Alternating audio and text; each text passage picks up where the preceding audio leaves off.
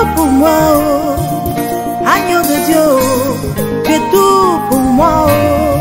Jésus, tu es tout pour moi, oh. Agneau de Dieu, oh. Tu es tout pour moi, oh. Jésus, tu es tout pour moi, oh. Agneau de Dieu, tu es tout pour moi, oh. Jésus, tu es tout pour moi, oh. Agneau de Dieu, oh. Tu es tout pour moi, oh. Jésus, moi je n'ai personne derrière moi, je n'ai personne devant moi. Tu es tout pour moi, oh. Oh Jésus, il n'y a personne derrière moi, personne devant moi. Tu es tout pour moi, oh. Moi je n'ai personne derrière moi, je n'ai personne devant moi. Tu es tout pour moi, oh. Oh Jésus, il n'y a personne derrière moi, personne devant moi. Tu es tout pour moi, oh. À cause de problème, tu pleures, jour et nuit. C'est tellement difficile que tu pleures, jour et nuit. Ne mets pas ta foi en un homme, car l'homme, il peut te trahir. Mais mets plutôt ta foi en Jésus, et tu verras qu'il agira, oh. Seulement dis-lui qu'il n'y a personne derrière toi, il n'y a personne devant toi, il est tout pour toi, oh. Dis à Jésus qu'il n'y a personne derrière toi, personne devant toi, il est tout pour toi, oh.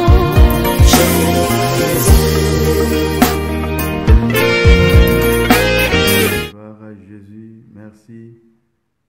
Merci pour na Bandeko Baza déjà prêt.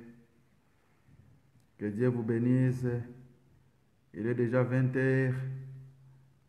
Toza déjà 20h à l'heure de l'Angola. Kola Pambola Bino, Bissian Subozana Mokili Mobimba. Oyo Nyonso a se retrouver na vie Nathan Oyo. Oza compté parmi les vivants, Zamba Pambola Yo. Soko ko partager vidéo, c'est important. Et vous sungape ndeko moko. Azana problème et ko sungape bandeko ebele alors ko bomba onka pona yo moko te ko partager vidéo. C'est important. Gloire à Jésus. Père Saint, merci pour Nathan au Pesibiso. Pour na bandeko nyonso tant to kama loba na yo opambola peuple na yo. Bisika bazolandanga partout pendant 20 minutes. Il y a enseignement ya foi, tigete o pesa moko na moko quelque chose côté pa na yo. Dozana belle sagesse na yo dans le nom de Jésus. Amen. Merci beaucoup mes bien-aimés dans le Seigneur. Bisika nyonso bozana mokili en tout cas Nzamba pambola bino. Nzamba zo lo kompona opportunité. Merci le bishop Jean-Louis Yende. Merci beaucoup. En tout cas Nzamba pambola bino partout boza. Bonne opportunité, Nzamba pesi biso le lolu susu poto sur la maloba na Nzambe. Tozo continuer toujours na kati ya thème na biso marquer ta génération. Écoutez mes bien-aimés. Toza na temps oyo foi ya bato ebele eza ya kobeba ya kolemba tout ça suite à ba makambo tokutana na mokili ba confinement makambo ebele tout ça. Alors eza na bato musu basi ba moni ke vie pona bango esili mais na oyebi biso que ce n'est pas la fin. Le cours a compté parmi les vivants sans que Nzamba zozela yo pe o marquer génération na yo. Et en gros tozo parler uniquement sur marquer ta génération. Je crois bien tozo lobela uniquement histoire ya David na mokanda ya Acte chapitre 13 verset 36 bisika balobi. Or David après avoir à son temps servi au dessein de Dieu est mort, a été réuni à ses pères et a vu la corruption. Or, David, après avoir à son temps. Dans le bas toujours que dans français, David dans sa génération. David a marqué sa génération. Il a fait de grandes choses, cet homme de Dieu. Mais, David a koufa. Mais ça, David, il a bon, il a gaillot, il a pengai. Tout ça compté parmi les vivants. Bah, quand on a qui na temps très difficile, ouais, c'est là qui dur, mais malgré ce temps, bah marquer la génération na bango. Et tout ça a raison mon côté, il y a quoi avancer na vie, ou il faut permettre qu'on échouer. Ce que l'on a nzambe na échouer qui pour na tanga kité, mais nzamba ko la kiso ba to ba tanga te ko le kayo mais ba marquer la génération na bango. Atanga te, mais à sali société, mais à tcha ba to ba tanga. Ce que l'on a c'est parce que na bota la famille moko pauvre, nzamba ko zo ba to bota la famille moko très pauvre plus que ayo, mais ba marquer la génération na bango. Ce que l'on a c'est parce que peut-être na zamwana muke nzamba la kiso ba na mike ko le kayo, mais ba marquer la génération na bango. Mais bien aimé toza na raison mon côté à couper ça. Alors bien le Seigneur, to bena koloba uniquement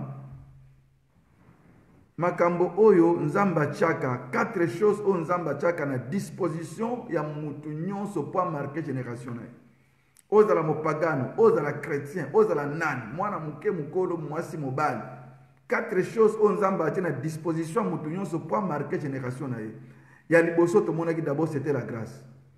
Nzamba che grâce ezana bato yo ba marquer ba génération na bango na grâce.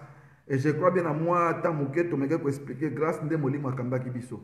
Et tu y a comme que ba vierge bazala qui est belé, mais grâce qui te la ka vierge moko comme on a vierge Marie. Alors nzamba ye ko pesa et l'eau ami balé. Deuxième chose de façon que ce qui muto ko rupe grâce. Mais on marque génération on même na mérite. Mérite ezako utana effort ya muto na ba travaux na yo. Et ça va marquer ma génération parce que atanga qui a salé l'effort au kendaka classe mi colonios batambola kana ba makolo tout ça mais na suka marqué génération. Et ça va toyo a marqué génération parce que botami na famille moko boye nzamba sali grâce a botami na famille moko boye a souffrir pété a marqué pe génération na ye. C'est-à-dire que a marqué génération na grâce na ye. Par la grâce. Alors par mérite pesali mais lelo nazolobela uniquement okoye ko marquer génération na yo na mérite kakate mais na violence et na kosukisa yango dimanche ne loko asuko nzamba sali muta marquer génération okoye pe ko marquer génération na yo na violence. Mais bien aimé dans le Seigneur, violence eza et là, comment c'est très important, on zamba tient à disposition na yo. Et comment na kacha Bible nzamba lobi ke banda na tangu ya Jean-Baptiste, ti le loyo, bokonza likolo eza forcé. Ce sont les violents qui s'en emparent. De nzamba zola que même na tangu ya Jean-Baptiste, bokonza likolo eza forcé, il faut la violent. De David a marqué parce que David a qui violent. Et ça na ngambe moko mbona Goliath oya bande ko bangisa batu nyonso azolengisa mokili mobimba bana Israël bazo banga liboso Goliath. Goliath akoza la problème akoza la malade akoza la situation telemeli vina yo. Ce Goliath alobi batu nyonso bazo banga akoza la pe coronavirus oyo. So ke koti na ndako na bomoni ke liwe se koti partout. Goliath a telemaki. So ki alobi batu nyonso bazo kima. Na ba roi, na ba nani. Mais petit David a commis wana, a remarqué comment que pas Goliath c'était quoi. Tant que Goliath a zoloba, Israël a zonga sima ya za ko avancer. Et jusqu'à ce que Goliath a se retrouver na Soko. C'est-à-dire Soko est un territoire où il y a Jida, Nzamba pesa ngwe pa Jida. Et mbala moko David a comprendre que Goliath a sur un territoire comme un territoire ya Israël. Oh, Israël bundaka pona mabele. David a lobby jamais, il faut na bon circoncis oyo. Azi violence, ya côté lema. Batu nyos na bande kona e batelemela ye. Violence na ye tindi aboma engambe Goliath. Ndeko nanga mutu aza violent aboma ke loko ebomi batu nyonso. Na oyebisa yo malade atetambo ndeko batu nyonso te. Soko za violent okolonga ngo ate longi batu nyonso yo ekolonga yo te parce que za violent. Na kati ya Bible me bien aimé. toyo mona kenzamba linga violence. Tu aimes ça? Bandana tangwa Jean-Baptiste tilelo bokonza likoleza bezaka kaba violent. Soko tango komona Bible lobi que non, ezaki na piscine moko Bethesda à ce temps-là. Tilelo eza. Marge sala kama kamneme tilelo ke piscine on ezali. Bato bazalaki wana poso il y a des fois ange abande ko nyingisa mai mais soki ange nyingisi mai muta ko bike fo muta okota muta liboso. Muta koti muta liboso abiki. C'est-à-dire quelque part pe nzamba bande côté za pour ma foi mais za pour ma violence. Faut dans la violence. On les kabatunyo so po kota na mai. Et dans la makamsusu na vinza bazela ka violence na yo pozwa. Violence te kotinda yo o percer na niveau mususu ya vie. Vante kotinda yo okota na niveau moko oyo ndimaki to kokoma uniquement parce que oza violent et ça na batebele ba reçu na vie uniquement na violence na etam fatanga pe malonga te azape na mbongo pété mais violence na ye tindi a se retrouver na niveau mususu ya vie na zolo bana yo ndeko na ngai kotala mbongo za na ngote kotala économie na yote kotala famille outate kotala baso za na ngote zala violent. Et violence na ko memayo na dimension mususu ya nzambe. Na Bible me bien aimé, papa moko azalaki na bana mibale. Comment prendre ezaki Isaac. Mais abengi mwana ye moko apesi promesse à bénédiction.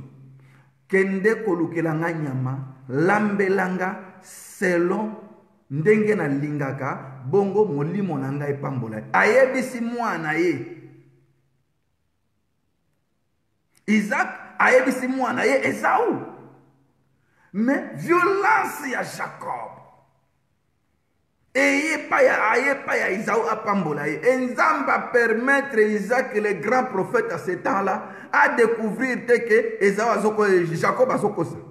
Parce que Nzamba lingaka violence. Muto ya za violent, azala makoki même ya kozwa bénédiction na yo. Ngana sina mona. Eza ndeko moko na landa témoignage na ye alobi témoignage alobi keno ndeko moko azobeta lisolo abi nzamba lobeli nga na butu ya lelo nazo offrande moko na kende kopesa pasteur boye akopambola ngai ta ndeko na zoyoka ya lobi nga na okepesa te na kepesa pasteur boye mbala moko ndeko na zonga ke ko offrande akepesa pasteur wana ba pambolie et tango azongi na ndako azalaki beni. Tango aye koyebisa muninga na ya lobi en tout cas tango na yoka ki lisolo lobaki boye na kenda ke pa pasteur asambeli pona nganta mapambolinga ye pa linga salango mais zalaki déjà trop tard. Uniquement pourquoi violence muto ya za violent akoko ko même bénédiction na yo komi yaye. Mais bien aimé bisika na comprendre que Dieu aime la violence. Nzamba linga ka muto face à la violence. Et ça là bato mususu ba voyager ba somba makamba minene ba tonga bandako ba sala makamba minene mais azalaki na mbongo te mais violence na ye kaka violence na ye et ça là comme appelle à niveau wana soko tunyo koma kina niveau ndeni tam swahili kutana kuma na niveau ndeni mais violence na ye na oyeba mukolo moko nzamba te inga violence nzamba zola kisangai ke nzamba kotela ka muto azana violent soko za violent en tout cas au côté le misa même nzamba okota likambo na yo. Un jour, nazalaki na voyage missionnaire na Europe. Nazo uta Europe, nazo zonga Afrique. Alors, nayaki comme na kendaki nzela Portugal, il faut nazonga pe nzela Portugal. Na longwe na France pour na ya Portugal. Alors voyage wana ninge ko sala première fois na sala voyage à train, na TGV. C'est-à-dire na TGV okolongwa na France. Oye ti na Espagne, okomi en Espagne, ozui train mususu en Espagne, oye na ngoti na Portugal na zui train na zui avion na ngai, na zongi. Alors, visa na nga etikalaki 2 jours pour esila. 2 jours pour esila. Et billet na nga ezalaki billet à promotion. C'est-à-dire, ce qui est baby, il faut na somba billet mususu. Nazalaki obligé, il faut na voyager.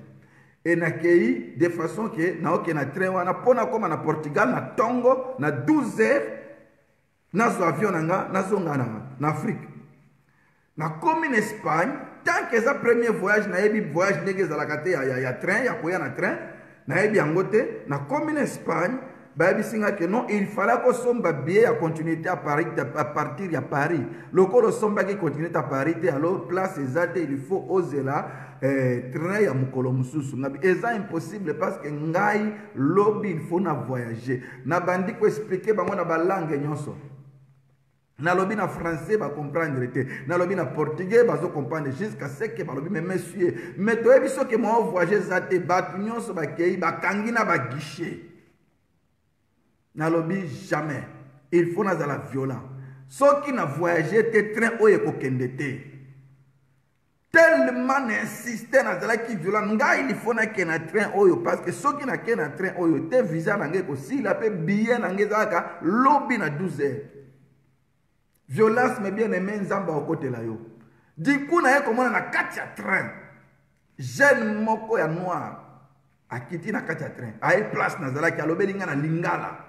Alobi nanga na moni oza congolais ngabe oui naza congolais abi na okindeka kozoloba problème na expliquer problème alobi tika ngai na kolobela yo parce que nabi espagnol aka lobi na monoko na bango expliquer bango balobi na ye soko lingi a voyager faut signer na ko signer pe ami balé faut vendre la place ni nabi akovanda na place nanga na kovanda na restaurant jeune wana ke vanda na restaurant ngana vandi na place na ye to komi ti na Portugal to komi na Portugal so la pe na ye to kwati pe avion moko soit disant kazo ya pe Angola to ye pe Angola na avion moko tant to koti na avion to bandi pe ko solola na kati ma solo expliquer nga que non nga na vanda ka place boye na vanda ka na ojaenda tout ça na bibe tout justement bureau na ngeza ka ojaenda bisika exprimer place pour expliquer nga na yaka lupango wana zala ka église bi oui lupango église wana eza deux porte moko eza bureau porte mususu wana nde ngai na vanda ka wana ngai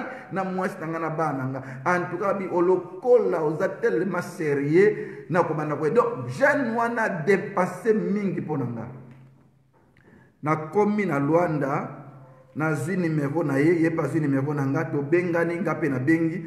Après 2 jours, na lobina kende kotala na benki numéro na ezoleka te na bi place na tindi bato na lupango wana babi pasteur tokuti lupango wana lupango église tokuti kaka permanence na bureau muto azalaka te nga moko na ke na lobi jamais nozalaki na kati ya train na avion tozalaki na train tozalaki na avion toyaki vo moko na ye alobi pasteur toyebi muto wana te awa ezalaka bureau ya pasteur na permanence muto azalaka wa te toza pe na muto auti voyage ta kenda pe voyage azate.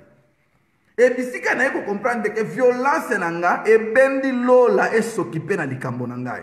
Mais bien aimé soko za violence nzamba koya na ngambo na yo. Zala la violence e ko tinda yo marquer génération na yo. Ngana lobaka toujours que muto ya za violent a quoi agir même likola muto za na foi. Wa selonga. Soki muto za violent a quoi agir même likola muto za na foi. Na pese exemple na Bible. Na mokanda Marc toye komona bandeko moko mibale bayaki na 4 personnes bayaki na koka tango baye na koka Jésus azalaki na kati ya ndaku aza ko enseigner batelemi na koka na bango bato ebele bazalaki pe na ba malade batondi bazozela Yesu que Yesu abikisa bango. Moi je crois que bato foi bazalaki mais foi basukaki na porte bazozela que Yesu soki abimi awa tokobika. Mais violence et mataka likolo et tindi bango ba matati likolo ba longola tol ba kitisa mutama sa violence ba mati même likolo ya kondima ba kitisi mutamaladi et tangu Jésus a mona comprendre que batu babika abikisi mutuana mais bato bazalaki libanda ngana ndibi ke bato afwa bazalaki bazana fwa ke ngai na fwa leo na kozonga ndaku te il faut nazonga na kubika na kutika la wati Yesu akomena kati ya ndaku akobikisa ngai bazalaki na bazozela mais muto aza violent mataki tili kola longo na tol ozalaka na fwa ko voyager nga na fwa na ko voyager na okende poto na fwa na kotonga na kosala bwe mais osala keloko tozela ka na fwa mais za na bato ya za na fwa na violence. C'est-à-dire, na ko voyager, mais à fois son billet à traiter pe passeport na ye, na ko voyager à participer nini passeport na ba battre le visa, mais sans bongo. Et na mona batu ebele ba voyager ndenge wana. Et bisika na ko comprendre que muto ya za violent, aza ko agir même likola muto aza na foi. Mais bien aimé, Nzambe alingi violence. Violence dans la Bible, même à moi, ça simba qui m'a Jésus. Bible le dit que batebere ba simba ka Jésus. Mais moi, je suis ceux qui n'a simba là-bas, mon tour mais bien aimé, so ka tuna kata ba Pierre, excusez ceux qui n'a simba sur na Pierre dit que maman, nga una yaki abanda tongo elo kwa malunga na mona rezate. Zela kana mulungu mena ko simba lamba Yesu na kobika. Et sa violence. Violence c'est une abuki na ba loi parce que loi ezala ki moi c'est otanga makila okota na assemblée té. Mais ouais il y a des gens assemblés. Mais à côté na kacha foule et à simbi Jésus. Sans que Jésus a raisonné, Yesu a bien senti l'eau comme que bimi katina ngai. Oh mes bien-aimés, mutoaza violent. Akobenda nguya na nzamba avant nzambe a ordonné miracle ce qui était là qui nazolo bana mutumo kwa zolo ba azoyo kanga na minito problème nyonso zana yango nazolo bana oke zala na voix zala violent okomona lobo kwa nzambe ezala ba babika ba maladi ndenge wana yoki mate ya bima pe telema na mbeta bima pe abika uniquement pourquoi c'est parce que ça violent. Zala violent mes bien-aimés. Na na posa lo sambo ko salelo. Eza lo sambo bongo bongo te mais eza lo saba to baza violent. Pe au mona miracle ya Nzambe parce que batu nyonso la ki violent ba simba ki gloire na Nzambe. Nzamba sa ela ki bango. Yo penzamba ko salelo parce que za violent. Et na zone di make miracle no eza pembe na parce que za violent. O ko échouer te, o ko réussir parce que za violent. Et Dieu aime la violence. Na zolo bana mutu moko zo kangai. Komiti kate malade bomayo. Sala violent. Ata omone bomi mutali boso mutami bale tourne et sauter au nom de Jésus. Koti kate situation ne bomayo. Sala violent. Zamba lobi ken banda la tangwa Jean Baptiste tilero bo konzel ko les a forcé. Ba violent ba ko s'emparer na. Sala violent o resi likambo. Sala violent o longa likambo yo. Parce que loko se silaka. Nazolo bara mutu moko pour nous clôturer message nanga parce que 20 minutes nanga koki nazalaka na fois 20 minutes 20 minutes koki na oye biso na lobi ke toko ko bela maladie moko toko zo même problème mais ba résultat ko kanité moko na moko a kozwa résultat c'est la violence nae Goliath oya telemi na porte ndako na yo. Goliath atelemi pakamba mukanda na yo. Goliath atelemi situation na yo. Atelemi ko bota na yo, atelemi ndako na yo. Aleki violence ozana ngote. Soko telemi na violence libanga mukende ko kwisa ye. Tika ete nzamba pambola message au place ozali dans le nom de Jésus na bonde liboye. Ceux qui tokoyi ko sambela ensemble, nzamba telemi sa foi oezana motema na yo. Merci pour la bande ko nyonso ba accompagner kingai. Zamba pambola bino ya mingi. Merci pour la pasteur Sobangianga. Merci na sepende konanga. Merci pour la pasteur René. Merci les hommes de Dieu. Merci prophète Jansi. Merci beaucoup pour la pambola bino ya mingi. Na lingito sambela. Père Saint, au nom de Jésus de Nazareth. Le sambonanga ezali mutu nyonso azotelema. Aza viola tala likambone na kombona Yesu. Lola esokipe na ye. Na pamboli bandeko nyonso bazana ba problème. Nzambe na minito bazo sambela. Lo sambo na bango etelemisa bango. Violence na bango elongo la bango na mabulu bazala ki nango atali bulu ya kufa. Ata kufa ne bomi bato ebele me tourne na yo boma soute. Atali kambwane silisi bato nyonso me yo esilisa yo te dans le nom de Jésus. Na kombo na Yesu. Amen. Merci beaucoup, merci beaucoup. Alors, nous avons toujours que Nzamba Pambola Bino Mingi, Nazalaka toujours na direct chaque vendredi et chaque dimanche à partir de 20h heure de l'Angola. Ceux qui peuvent lingi, ola daba message nanga et belé ko ko aider au pays ça me foi ou dans toujours na katia compte nanga YouTube et zalikaka Serge Ngoyi officiel. Bo s'abonner belé et belé et belé Nzamba Pambola Bino ya mingi koleka toujours ensemble na Nzambe na yo tokolonga situation oyo. Merci beaucoup, que Dieu vous bénisse. Merci.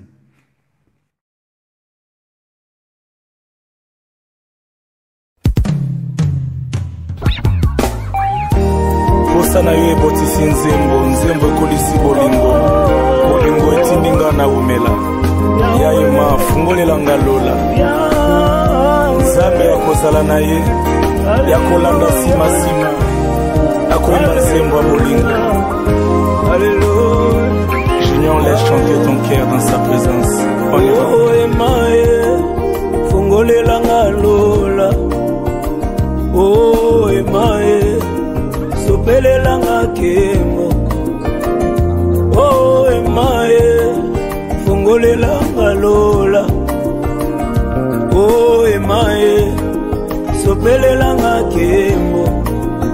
Na yoki posa komata, ya komata na lola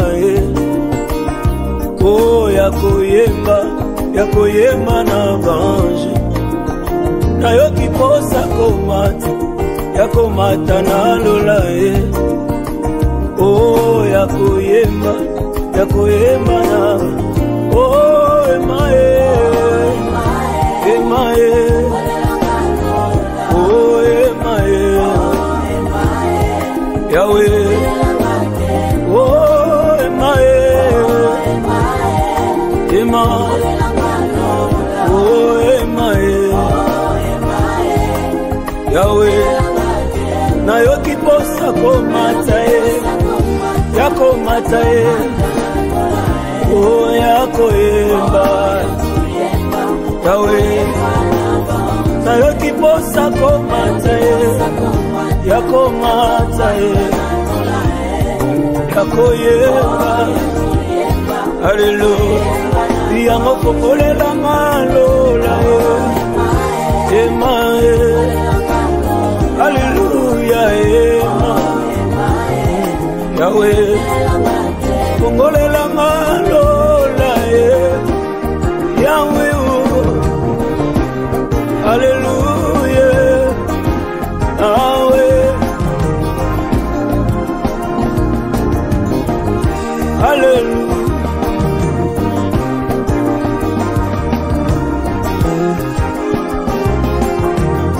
Soyoki posa komata Alléluia. Élève ta voix, dis-le. Chante-le de tout ton cœur. J'aimerais que tu élèves ta voix, que tu le dises. Alléluia. Yahweh, oh. Yahweh. Kongole langa lole. Tikalola kufua. Yahweh. Kongole langa lole. Alléluia. Alléluia. Yahweh. Oh. Ensemble, Maé. Kongole langa lole. Emae.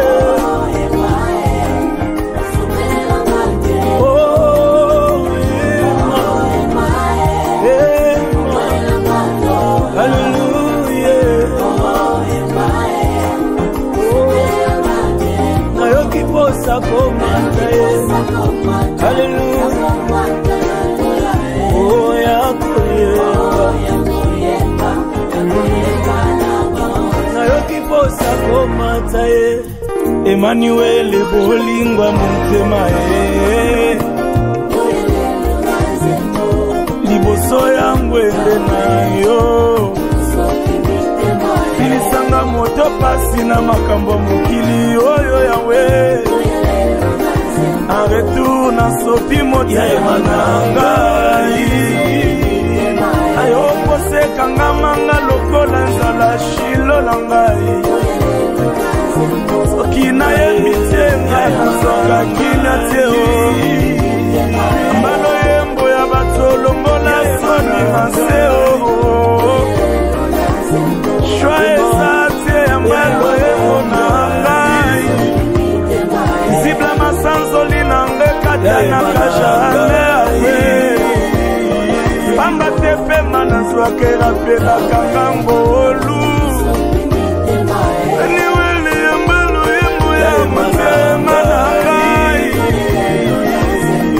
anga nzembo ekendaka konjete o na kondisiona na ngalo yembo ya motema na nga te o nazwa te ezoshwa na pona yawe asine shwa na nga na tembo akoza nanga Samuel oyo napona koyemba yo nzambe ya binangai wabinangi